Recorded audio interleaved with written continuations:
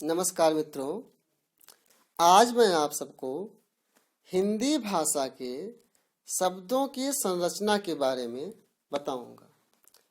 शब्द संरचना का आशय नए शब्दों का निर्माण, शब्दों की बनावट और शब्द गठन से है। हिंदी में शब्द 3 प्रकार के होते हैं। कौन कौन से? नंबर 1 रूढ़, नंबर 2 यौगिक और नंबर 3 योग रूढ़।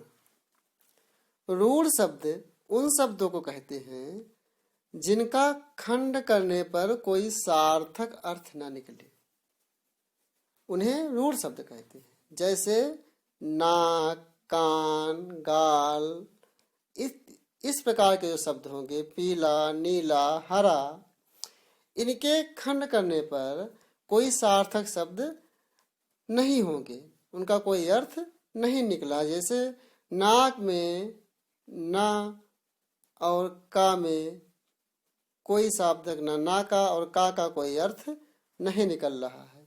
इसी प्रकार अन्य शब्दों में भी ऐसे शब्द जिनका खंड करने पर, तोड़ने पर कोई अर्थ ना निकले, उन्हें रूढ़ शब्द कहते हैं। दूसरा देखिए यौगिक। यौगिक शब्द ऐसे शब्द जो 2 शब्दों के योग से मिलकर बनते हैं और जिनके खंड सार्थक होते हैं, यौगिक कहलाते हैं। यहाँ यौगिक गलत लिखा है, यौगिक कहलाते हैं। जैसे विद्यालय। अब विद्यालय में आप देखिए, विद्या पहले देखिए आप, विद्या प्लस आलय। यहाँ विद्या का भी अर्थ है और आलय का भी अर्थ है। इस प्रकार ऐसे शब्द जिनका खंड करने पर दोनों शब्दों के अर्थ सार्थक हों, उन्हें यौगिक कहते हैं। ठीक, अब आगे देखिए योग रूढ़। आपका जो योग रूढ़ शब्द है, ऐसे शब्द जो यौगिक होते हैं, मतलब खंड करने पर जिनका अर्थ सार्थक हो, यानी जो खंड करने पर जिनका अर्थ तो निकले किंतु सामान्य अर्थ नहीं हो, यानी पूरे शब्द का अर्थ सामान्य न बनता हो बल्कि एक विशेष अर्थ निकलता हो, वो योग रूढ़ शब्द कहलाते हैं। जैसे लंबोदर। अब यहाँ आप लंबोदर, अगला शब्द पंकज देख रहे हैं। पंकज में क्या होता है? पंक धन अज, यानी पंक धन जा, अर्थात कीचड़ से उत्पन्न। कीचड़ से उत्पन्न या कीचड़ में उत्पन्न, अर्थ तो ही हुआ। लेकिन यहाँ केवल पंकज का अर्थ, विशेष अर्थ कमल निकल रहा है, जबकि कीचड़ में कुमुदनी भी उसी प्रकार होती है जैसे कमल होता है, परंतु पंकज का शाब्दिक अर्थ कुमुदनी नहीं बल्कि कमल ही होता है। इस प्रकार सामान्य अर्थ न देकर जहाँ विशेष अर्थ का प्रयोग होने लगे, वहाँ योग रूढ़ है। क्या निकला शब्द?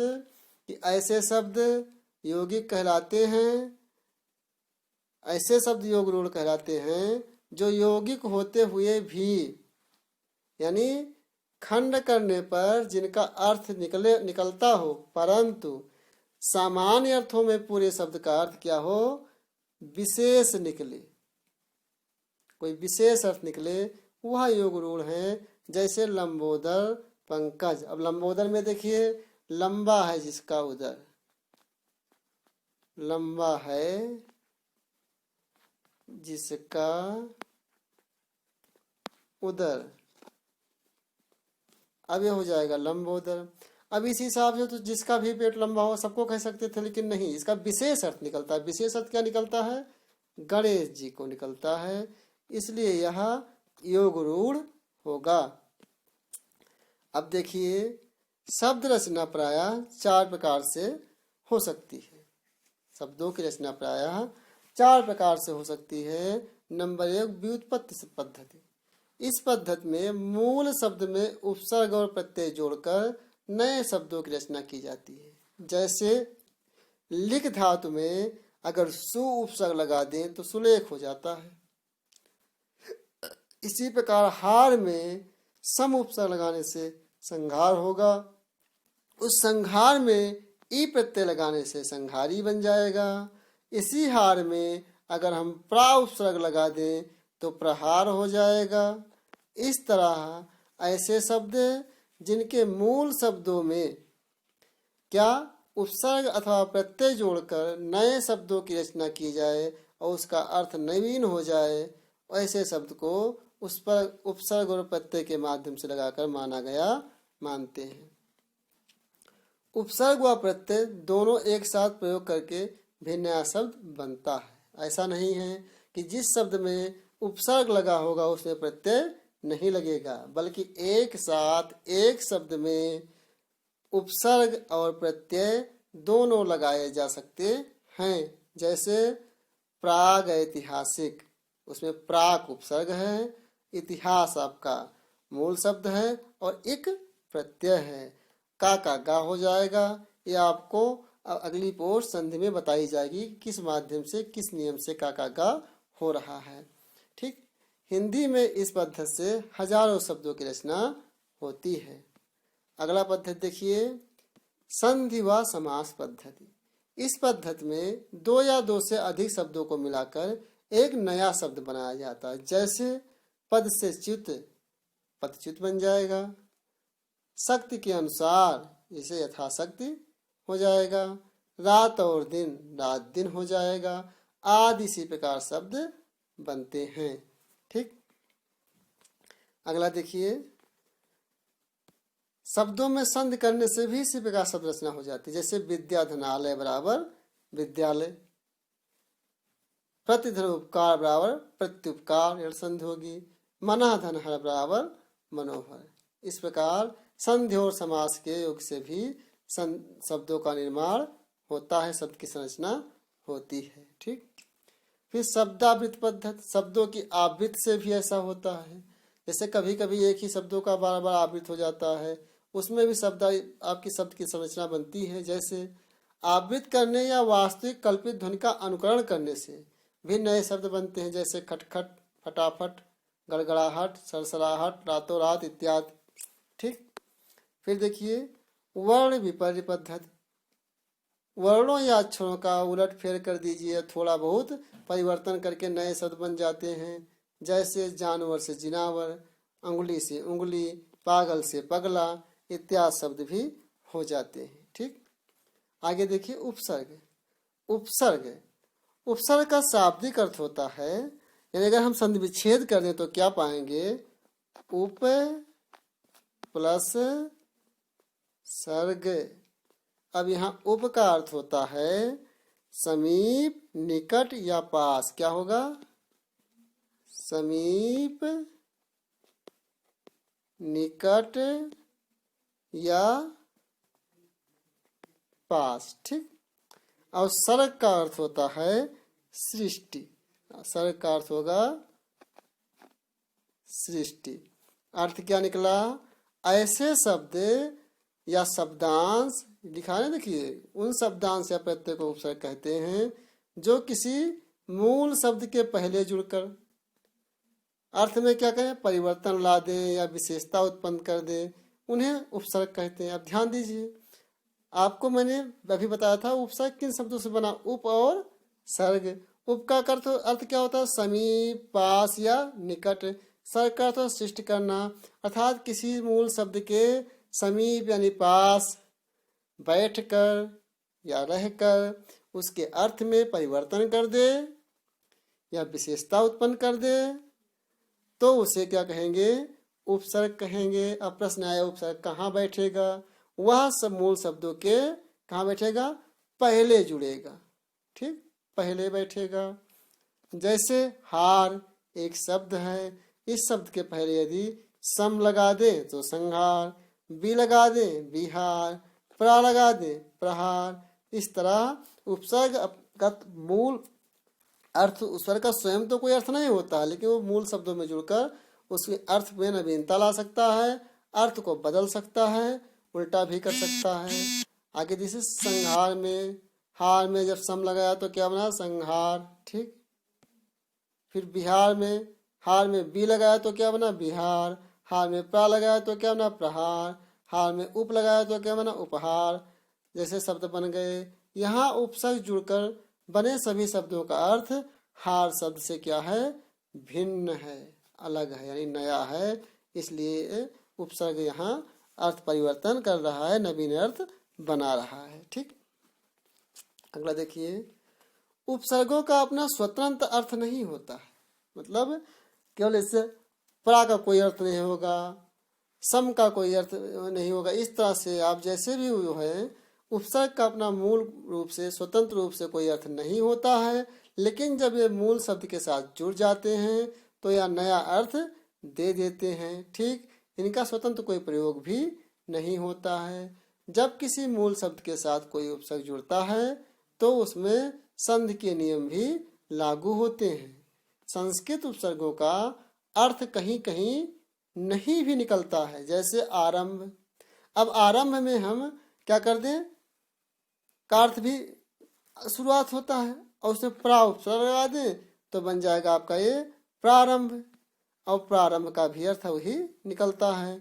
इस प्रकार कहीं कहीं ऐसा शब्द आता है जिसमें उपसर्ग लगाने से शब्दों की ध्वनि परिवर्तन होती है, लेकिन अर्थ के परिवर्तन नहीं। ध्वनि में परिवर्तन होता है लेकिन अर्थ में उसके परिवर्तन नहीं होता है, या ना के बराबर होता है। ठीक, लेकिन कहीं कहीं ऐसा भी होता है कि उपसर्ग लगता है और अर्थ में परिवर्तन तो नहीं होता है, लेकिन उसमें क्या करता है, अर्थ में तेजी ला देता है। क्या ला देता है, तेजी ला देता है। जैसे मैं आपको बताता हूँ कैसे तेजी लाता है। एक शब्द आपका है, जानते हैं क्या, भ्रमण, भ्रमण। ठीक, अब इसमें क्या होगा, इसमें अगर हम परी लगा दें, परी, देखिए इसमें अगर हम, यानी कि भ्रमण में देखिएगा, भ्रमण। अब भ्रमण में अगर हम परी लगा दें तो क्या हो जाएगा, परिभ्रमण। यानी इस उपसर्ग के अर्थ में क्या हुआ, शब्द के भ्रमण के तेजी ला दिया उसने। इस तरह कभी कभी ऐसा होता है कि उपसर्ग लगने से अर्थ का परिवर्तन नहीं होता बल्कि ध्वन्यात्मक परिवर्तन होता है, इससे आरंभ का प्रारंभ। कभी कभी ऐसा भी हो सकता है कि उपसर्ग लगने से क्या होगा, अर्थ परिवर्तन नहीं होगा बल्कि अपितु शब्दों में के अर्थ में तेजी आ जाएगी। ठीक, इस प्रकार आपने क्या देखा कि उपसर्ग से क्या क्या होता है, उपसर्ग में लगने से शब्दों में क्या होती है, नई विशेषता आती है। ठीक, विशेषता आती है।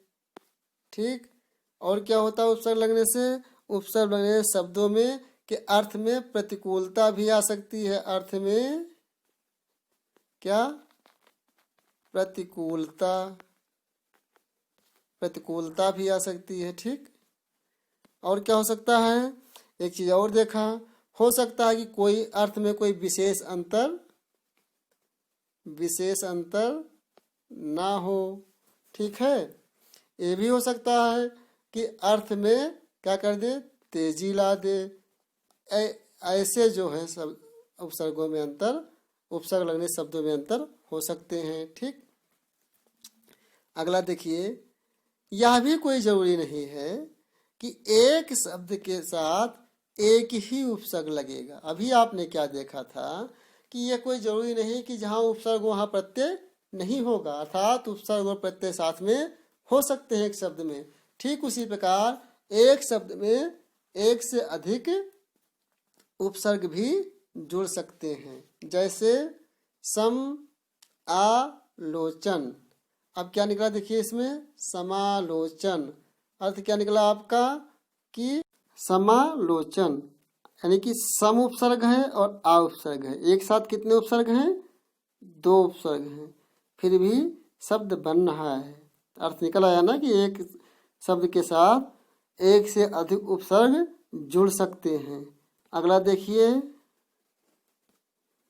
गत में सु धन आ बराबर स्वागत, प्रति उपकार प्रत्युपकार, सुप्रस्थान सुप्रस्थान, सत आचार सदाचार। अब ये सत से सदाचार कैसे बना, इसके लिए संधि प्रकरण में आपको बताया जाएगा। अन प्लस आ धन गत बराबर अनागत, अन धन आ बराबर चार बराबर अनाचार, आ धन परा धन जय बराबर अपराजय। इस तरह आपने क्या देखा कि एक साथ एक शब्द में उपसर्ग के साथ प्रत्यय लग सकता है, एक शब्द में एक से अधिक उपसर्ग हो सकते हैं। ठीक, अब अगला देखिए उपसर्ग के भेद। हिंदी भाषा में उपसर्ग के 4 प्रकार होते हैं। संस्कृत के उपसर्ग, हिंदी के उपसर्ग और विदेशी उपसर्ग, अर्थात उर्दू हो गए, अंग्रेजी हो गए, फारसी हो गए इत्यादि। संख्या यहाँ नहीं, आगे चलकर बताएंगे। और अव्यय शब्द जो उपसर्ग की तरह प्रयुक्त होते हैं। कितना हुआ? संस्कृत के उपसर्ग, ठीक, हिंदी के उपसर्ग, विदेशी अर्थात जैसे उर्दू, अंग्रेजी, फारसी इत्यादि भाषाओं के, और ऐसे सभ्य शब्द जो उपसर्ग के भांति प्रयोग होते हैं। ठीक, देखा आपने। अगला देखिए संस्कृत के उपसर्ग। संस्कृत में कुल 22 उपसर्ग हैं। कितने? 22 उपसर्ग होते हैं। वह उपसर्ग तत्सम शब्दों के साथ हिंदी में प्रयुक्त होते हैं, इसीलिए इन्हें संस्कृत के उपसर्ग कहते हैं। जैसे देखिए इधर कौन कौन से हैं। पहला है आपका अति उपसर्ग, इससे अधिक, ऊपर जिसका अर्थ निकलता है अधिक या ऊपर। अत्यंत, अतिरिक्त, अतिवृष्ट, अत्यधिक, अतिशय, अतिक्रमण, अतिशीघ्र, अत्याचार, अतियुक्त, अत्यावश्यक, अत्यल्प, अतिसार, अतियु इत्यादि बन जाएंगे आपके। फिर बनेगा आपका अधि। अधि का अर्थ होता है प्रधान या श्रेष्ठ। आप देख सकते हैं इनको किस तरह लिखे हुए हैं। ठीक, देख रहे हैं ना, अधीक्षण, अध्यापक, अधिग्रहण, अध्याय इत्यादि। फिर अगला देखिए अनु, तीसरा होगा। अनु का अर्थ है पीछे क्रम, यानी अनुचर, अनुसार, अनुग्रह, अनुकूल, अनुकूल इत्यादि शब्द आपके आएंगे। ठीक, फिर देखिए अप, ये भी संस्कृत का उपसर्ग है जिसका अर्थ होता है बुरा या अभाव। ठीक, अप का अर्थ होगा बुरा या अभाव। अपयश, अपकार, अव्यय, अपहरण, अपमान, अपवाद, अपशब्द, अपकीर्त, अपवर्तन, अपशिष्ट, अपवर्जन, अपेक्षा, अपकर्ष, अपघटन, अपवाह इत्यादि शब्द जो है अप उपसर्ग के अंतर्गत आते हैं। फिर देखिए औ, जिसका नीचे हीन या बुरा होता है। इसके उदाहरण आपके सामने रखे हैं, आप इसे वीडियो रोककर आराम से नोट कर सकते हैं, महत्वपूर्ण उदाहरण होंगे। फिर देखिए अभी। अभी उपसर्ग जो आपका है, यहाँ देखिए फिर से, हाँ अभी। अभी उपसर्ग जो आपका है, ये जो दिख रहा है, इसका अर्थ सामने या पास होता है, जिसमें अभिमान, अभिमुख इत्यादि शब्द जो है आपको लिखे हुए दिख रहे हैं स्क्रीन में, आप इसे पढ़ सकते हैं। ठीक, फिर देखिए आ। आ जो है इसका तक या सहित होता है, मतलब यहाँ तक या इसके सहित। आजन्म, आमरण ये शब्द जो हैं आप इन्हें नोट कर सकते हैं। फिर देखिए उत। उत का ऊंचा या श्रेष्ठ होता है। ठीक है, जैसे उत्साह, उत्कंठा, उत्थान, उत्तम, उत्पन्न इत्यादि शब्द ये हो गए आपके। फिर अगला आएगा नवा उपसर्ग उप। उप का अर्थ पास, गौड़ या सहायक होता है, मतलब पास, गौड़ या सहायक। जैसे उपवन, उपदेश, उपमंत्री, उपकार, उपनाम ये जो शब्द हैं आप इसे देख सकते हैं। पास मतलब समझते हैं। गौड़ मतलब जैसे मंत्री का उपमंत्री गौड़ हो गया, सहायक भी हो गया मंत्री का उपमंत्री। ठीक, नाम का उपनाम, समझ गए आप। फिर देखिए अगला, देखिए अगला होगा दुर। दुर मतलब बुरा, कठिन, विपरीत होता है। विपरीत स्थिति में भी दुर लगता है, कठिन स्थिति में भी लगता है और बुरा स्थिति में दुर लगता है। मतलब अर्थ जो है मूल अर्थ में लगकर बुरा भी बनाता है, कठिन भी बनाता है उसका अर्थ, और विपरीत भी बनाता है। ठीक, जिसके ये उदाहरण दिए हुए हैं, आप इसे देख सकते हैं। फिर देखिए नि रहित या विशेष या अधिकता, जैसे निगम, निपुण, निवारण, निडर इत्यादि शब्द जो हैं इसे आप देख सकते हैं कि कौन से शब्द है। आप इस वीडियो रोकिए, आराम से पढ़िए और फिर नोट करिए और आगे बढ़ जाइए। अगला है निर, निषेध, विपरीत, बड़ा, बाहर, निर्लज, निर्भय। अब देखिए निर का अर्थ निषेध, विपरीत, बड़ा और बाहर, इतना तो इसका अर्थ निकलेगा। इतने शब्द परिवर्तन इसमें होंगे, ठीक। यानी कि निरुपसर्ग लगने से मूल शब्द में, अगर किसी भी मूल शब्द में निरुपसर्ग लगेगा तो निषेध का अर्थ दे सकता है, विपरीत उल्टे का अर्थ दे सकता है, बड़ा का अर्थ दे सकता है और बाहर का अर्थ भी दे सकता है, ठीक। फिर देखिए निराकार, निराहार, ये सब देख लें, सब इन्हें आप नोट कर सकते हैं। फिर निस, रहित, अच्छी तरह से, बड़ा। निस का अर्थ होगा रहित भी हो सकता है, किसी मूल शब्द में लगेगा तो रहित बन सकता है, ठीक है, यानी कि इसके सहित हो जाएगा। जैसे निष्कपट, अब निकपट रहित अर्थ निकल रहा है इसका।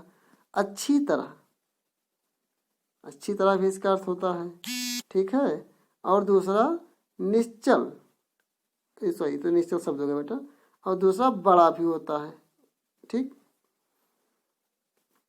आगे देखिए परा, परा का अर्थ पीछे या तिरस्कार या विपरीत।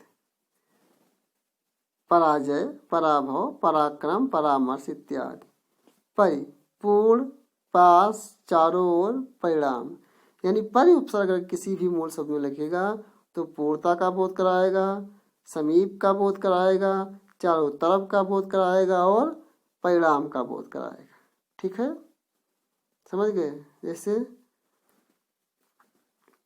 परिक्रमा, अब परिक्रमा में चारों तरफ का बोध हो रहा है, समझे। इसी प्रकार आप देखेंगे अगर तो परिणाम का भी बोध पाएंगे, में उदाहरण आप देखेंगे तो पा जाएंगे, ठीक। फिर देखिए प्रति, प्रत्येक, उल्टा, प्रतिदिन। यानी प्रति का अर्थ, अगर प्रति के सब उपसर्ग संस्कृत का किसी के भी मूल शब्द में लगता है तो उसका अर्थ प्रत्येक भी हो सकता है, उसका विपरीत भी हो सकता है, जैसे कूल का प्रतिकूल बना देगा आपका, समझ रहे हैं। और प्रत्येक मतलब प्रतिदिन, देख ही रहे हैं आप, बना देता है। इस तरह इसका अर्थ परिवर्तन करता है। फिर देखिए प्रा, अधिक, आगे, उत्कृष्ट। यानी कि प्रा उपसर्ग लगे तो अधिकता का बोध कराएगा, आगे का बोध कराएगा और उत्कृष्ट का बोध कराएगा। जैसे प्रथम आगे बोध करा रहा है, प्रबल यानी बल में अधिकता का बोध करा रहा है, समझ रहे हैं। इस तरह आप देखेंगे तो यहाँ उदाहरण आप देख सकते हैं, इन्हें नोट कर सकते हैं। फिर देखिए वि, विशेष, अभाव, भिन्न, वियोग, विभाग इत्यादि। अब इसमें वि विशेष के अर्थ में होगा, अभाव के अर्थ में होगा और भिन्न के अर्थ में होगा। ये तीन देख लीजिएगा आप, ये शब्द हैं उनके दिए हुए, बने हुए शब्द दिए हुए हैं आपको उदाहरण स्वरूप, ठीक। अगला देखिए सम, सम मतलब संपूर्ण, उत्तम और अच्छी तरह अर्थ निकलेगा। जहां भी सम का अर्थ निकलेगा वहां उत्तम अर्थ देगा, संपूर्ण अर्थ देगा और अच्छी तरह अर्थ देगा, ठीक। फिर देखिए उदाहरण देख लेना आप। आगे देखिए आप अपि, अपि जो है इसका अर्थ होता है निश्चय और भी, निश्चय भी होगा अपि का और भी होगा, ठीक। ऐसे अपितु, अपिधान, अपहित, अपिबद्ध, अपवृत इत्यादि, समझ गए आप। आगे देखिए, आगे आपका होगा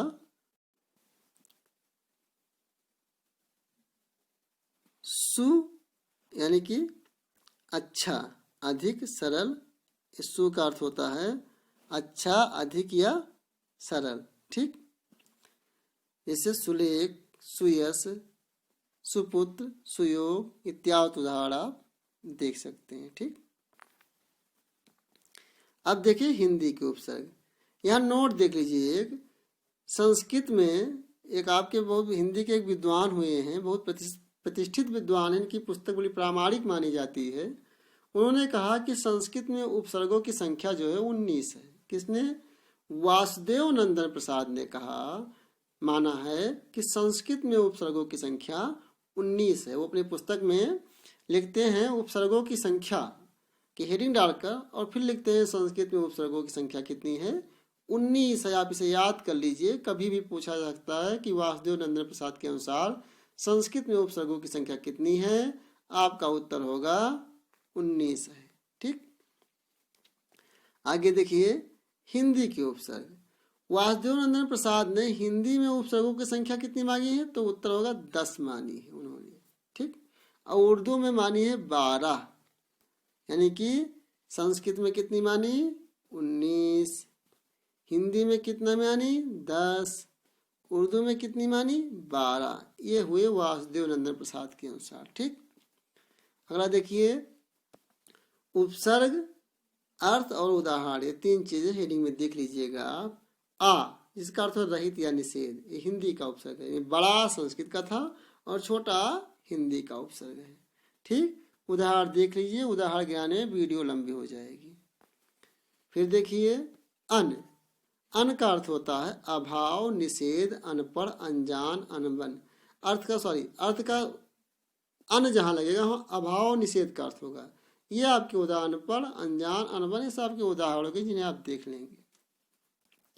अध जिसका अर्थ आधा या अध पका होता है, आधा, अध लगने से अर्थ होता आधा, ऐसे अध पका, अध मरा, अध जला, अध खिला, अध कचरा इत्यादि। फिर देखिए आप, आपका अर्थ होता स्वयं, इसे कहते हैं भाई आप बीती, आप काज, आपका ही, आप देखिए इत्यादि शब्द। फिर देखिए ऊ का अर्थ जैसे उचक्का, उजड़ना, समझ रहे हैं, उछलना, ये सब ऊ लगने से बन जाते हैं। उन जहां लगे वहां एक कम, जैसे 19, 20 एक कम 19, 39, 40 में एक कम 39, 49 में 50 में एक कम 49, इस तरह से। फिर देखिए औ का मतलब होता है जैसे हीन और निषेध होता है, देता है। जैसे गुड़ में लगा औ तो अवगुण, सर में लगा अवसर, घड़ में लगा अवघड़, समझ रहे हैं, रस में लगा औरस, इस तरह बन जाएगा। का अर्थ बुरा होता है, जैसे पूत का कपूत, लंग का कलंग, ठोर का कठोर, सूर का कसूर, कमर का मर का कमर, समझ रहे हैं।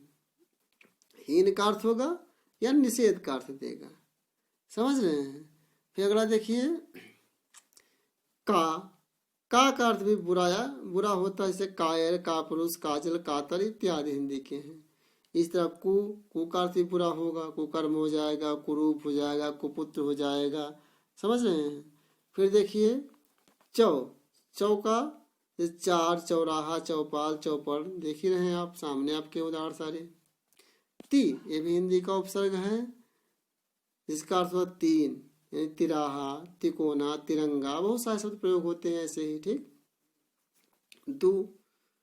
दो या बुरा, जैसे दुमुहा, दुबला, दुरंगा, यानी दो का अर्थ देगा या बुरा का अर्थ देगा, दो उपसर्ग लगने से। ठीक, फिर नाना उपसर्ग जहाँ लगता है हिंदी में, वहाँ विविध यानी अनेक का अर्थ देता है। जैसे नाना प्रकार, विविध प्रकार, अनेक प्रकार, नाना रूप, अनेक रूप, विविध रूप, नाना जात, अनेक जातियां, विविध जातियां, इस तरह अर्थ देगा। ठीक, फिर देखिए नी का अर्थ अभाव से देता है, जैसे निकम्मा, निहत्था। पांच से पचरंगा, पंच मेले 5 से होगा।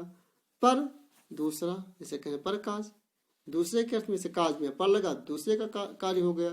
देश में पर लगा, दूसरा देश हो गया। ठीक, समझ रहे हैं। इसी तरह से अर्थ बनेंगे। फिर देखिए बहु उपसर्ग हिंदी का ज्यादा के अर्थ में प्रयोग होता है। बिना के अर्थ में प्रयोग होता है। भर यानी पूरा के अर्थ में प्रयोग, जैसे भर पेट, भरपूर, पूरा हो जाने के अर्थ में प्रयोग होता है। शाह उपसर्ग सहित के अर्थ में प्रयोग होता है। समान के या समतल के अर्थ में प्रयोग होता है, समदर्शी, समकक्ष, समकोण, समबाहु, समरस, समकालीन, समवर्ती इत्यादि। ठीक, अब विदेशी उपसर्ग देखिए। विदेशी उपसर्ग जानते हैं, उर्दू फारसी के शब्द बताया था मैंने, अंग्रेजी के शब्द बताया था। तो उसमें क्या बताया था कि उर्दू का कितना माना वासुदेव ने 12। इसे याद रखिएगा, वासुदेव ने उर्दू के उपसर्ग माने हैं 12। ठीक। फिर देखिए उर्दू में अल उर्दू का उपसर्ग है, कम उर्दू का उपसर्ग है, खुश उर्दू का उपसर्ग है, गैर उर्दू का उपसर्ग है आपके, दर ये भी उर्दू का उपसर्ग है। इसी तरह से बड़ा ना, जैसे नहीं नालायक हो जाएगा ना, बा ये भी उर्दू का उपसर्ग है, बद बुरा, बदनाम, बदमाश, बदचलन, ये सब जो है उर्दू के ही। बे समझ रहे हैं, इनसे सब देखिएगा, ये उर्दू के शब्द आपको आपके साथ साथ उपसर्ग के शब्द तो याद ही होंगे, उर्दू शब्द भी आपको याद होते, उर्दू फारसी शब्द भी आपको याद होते चले जाएंगे। ठीक है। फिर आगे देखिए लापता, ये सब उर्दू फारसी के सब साथ में हमने लिख दिए हैं, तो आपको साथ में याद होते हुए चले जाएंगे। अब ला मतलब परे या बिना होते से लापरवाह, लाचार, लावारिस, लापता, लाजवाब, लाइलाज, इस तरह से होता है। फिर देखिए आगे सर, हम, हर इत्यादि देख ही रहे हैं आप। बा, बिला, बेस, नेक, एन इत्यादि। अंग्रेजी के कुछ उपसर्ग भी हिंदी में प्रयुक्त होते हैं, जैसे सब छोटा, सब registrar, sub inspector, sub committee, सब जज, यानी कि सब रजिस्ट्रार मतलब रजिस्ट्रार से छोटा पद, उप रजिस्ट्रार भी जिसे कह सकते हो आप। हेड, हेड में इसे प्रमुख होता है, जैसे head master, head office, head constable, ये अंग्रेजी के उपसर्ग हैं। एक्स जैसे express, ex principal, ex commissioner, ex student, समझ रहे हैं, इस तरह से भी होता है। ये सब आपके अंग्रेजी के उपसर्ग हैं जो मूल शब्द हिंदी में लगकर, हिंदी में अंग्रेजी में लगकर ही बनाते हैं। ठीक है। जैसे हाफ, हाफ को भी देखिए आप, आधा होता है, जैसे half ticket, half rate, half कमीज, हाफ पैंट। को सहित, जैसे को ऑपरेटिव, को ऑपरेशन, को स्टार। अभी अंग्रेजी के उपसर्ग हिंदी में इस तरह आए, आजकल हिंदी में बहुत सारे शब्द अंग्रेजी के प्रयोग होते हैं। ठीक। तो अब उन शब्दों के परिवर्तन के लिए हमें अंग्रेजी के उपसर्ग की भी जरूरत पड़ती है। किसके? अंग्रेजी के उपसर्ग की जरूरत पड़ती है, क्योंकि अब जाहिर सी बात है, आप टिकट कहते हैं तो अब जाएंगे बोलेंगे इंग्लिश में टिकट, तो कहीं अगर आपको आधा टिकट लेना हो तो आधा टिकट कहेंगे तो हंसी के बात में, इसलिए हाफ टिकट कहेंगे। आप पैंट सिला रहे हैं, अब आपको हाफ पैंट सिलाना है तो ये थोड़ा कहें कि हमको हाफ पैंट चाहिए, आधा पैंट सिल दो, कहोगे हाफ पैंट सिल दो, क्योंकि अब प्रयोग हिंदी में इंग्लिश शब्दों का कर रहे हो तो उसका उपसर्ग भी आपको इंग्लिश से ही लेकर आना पड़ेगा। ठीक। इस तरह अब देखिए उपसर्ग की तरह प्रयुक्त अव्यय भी कुछ ऐसे होते हैं, ये बस जानिएगा। ऐसे अव्यय भी बहुत सारे शब्द होते हैं जो उपसर्ग की तरह ही हिंदी में प्रयोग होते हैं। ठीक है। अतः इस बात को आप ध्यान में रखिएगा कि चौथा शब्द उपसर्ग ऐसे होते हैं जो उपसर्ग नहीं बल्कि अव्यय होते हैं। क्या होते हैं? अव्यय होते हैं, किंतु प्रयोग होते हैं शब्दों में उपसर्ग की तरह। धन्यवाद।